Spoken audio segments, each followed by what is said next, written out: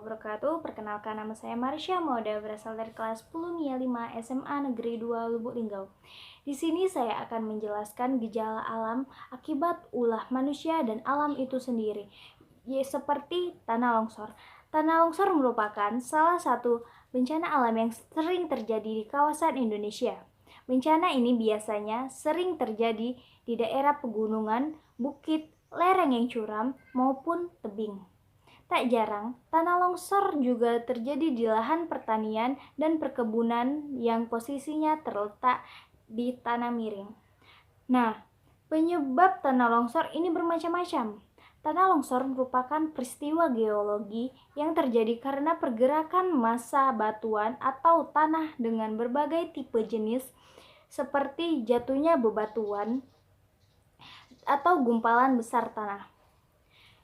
Dan di sini terdapat penyebab terjadinya tanah longsor. Yang pertama yaitu tingginya curah hujan, yang kedua erosi tanah, yang ketiga lereng tebing yang terjal, yang keempat getaran, yang kelima hutan gundul, yang keenam ada lahan pertanian di lereng, dan terdapat juga ciri-ciri akibat terjadinya tanah longsor, yaitu 1.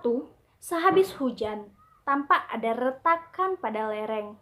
Yang kedua, kerikil berjatuhan, tebing terlihat kurang kokoh atau rapuh.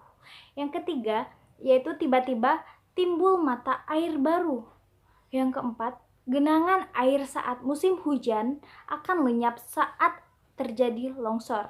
Yang kelima, pintu maupun jendela sukar terbuka. Keenam, pepohonan tampak miring. Yang ketujuh, halaman rumah atau dalam rumah mendadak ambles. Dan ada pula cara mencegah terjadinya tanah longsor dengan cara, yaitu 1.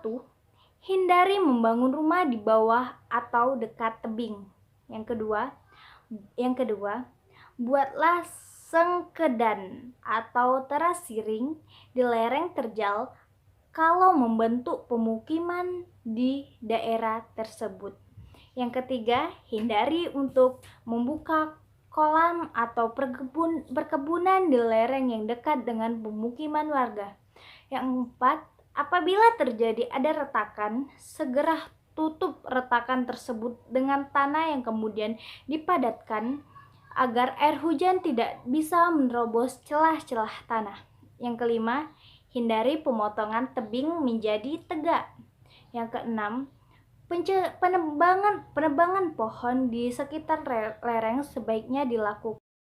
Pemukiman yang didirikan di tepi sungai rentan terkena erosi.